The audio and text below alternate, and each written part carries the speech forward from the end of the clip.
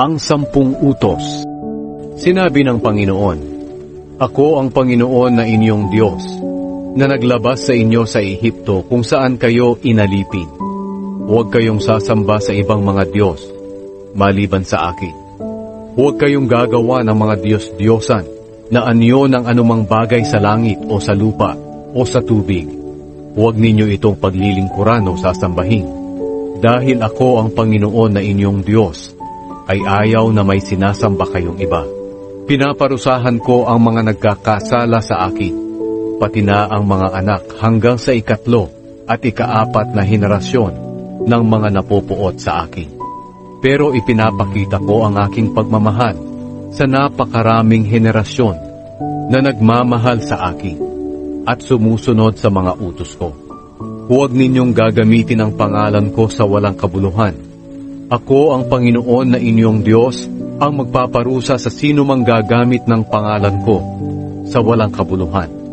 Alalahanin ninyo ang araw ng pamamahinga at gawin ninyo itong natatanging araw para sa akin. Magtrabaho kayo sa loob ng 6 na araw, pero ang 7 araw, ang araw ng pamamahinga, ay italaga ninyo para sa akin, ang Panginoon na inyong Diyos. Huwag kayong magtatrabaho sa araw na iyon, pati ang inyong mga anak, mga alipin, mga hayop, o ang mga dayuhan na naninirahang kasama ninyo. Dahil sa loob ng 6 na araw, nilikha ko ang langit, ang lupa, ang dagat, at ang lahat ng naririto. Pero nagpahinga ako sa 7 araw. Kaya pinagpala ko ang araw ng pamamahinga, at ginawa itong natatanging araw para sa akin. Igalang ninyo ang inyong ama't ina, para mabuhay kayo ng matagal sa lupaing ibinibigay ko sa inyo. Huwag kayong papatay. Huwag kayong mangangalunya. Huwag kayong magnanakaw. Huwag kayong sasaksi ng hindi totoo sa inyong kapwa.